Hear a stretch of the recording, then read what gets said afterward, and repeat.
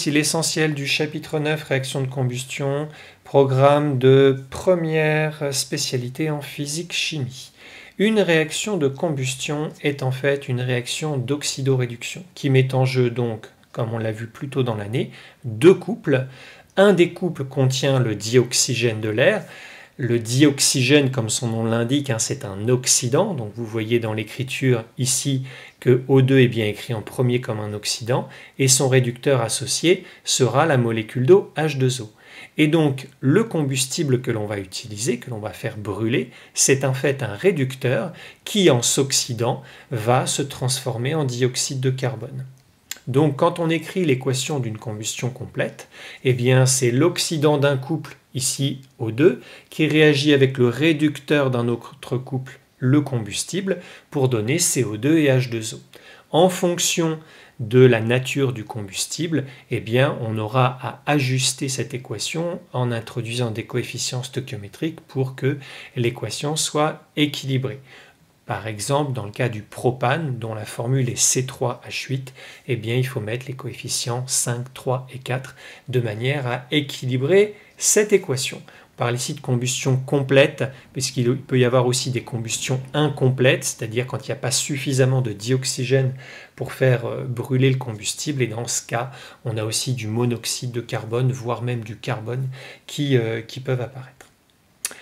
L'énergie de combustion, c'est l'énergie que la réaction de combustion va nous fournir. Quand on réalise une combustion, c'est pour chauffer quelque chose en général. Et donc, cette énergie de combustion, d'où vient-elle? Elle provient en fait de la modification de structure des molécules qui interviennent.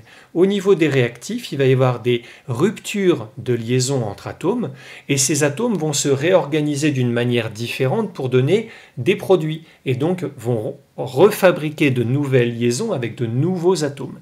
Et donc si on compare les énergies des liaisons rompues avec les énergies des liaisons formées, eh bien on va obtenir l'énergie de la combustion. Dans le cas d'une combustion, on a toujours une réaction qui est exothermique. En brûlant quelque chose, on récupère, nous, de l'énergie. Ça veut dire que le système chimique qui est en train de se transformer, qui est en train de réagir, lui, est en train de perdre de l'énergie. Et d'un point de vue du système, s'il perd de l'énergie, cette énergie transférée est comptabilisée négativement. Donc Q, l'énergie transférée, est bien négative.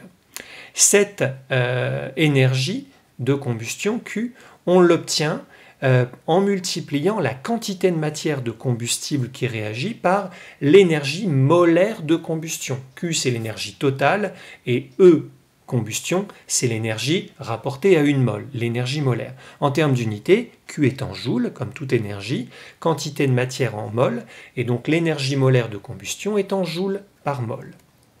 Pour obtenir cette énergie molaire de combustion, eh bien, comme on l'a vu dans la définition, on va en fait comparer, en faisant une soustraction, toutes les énergies de liaison rompues et les énergies de liaison formées.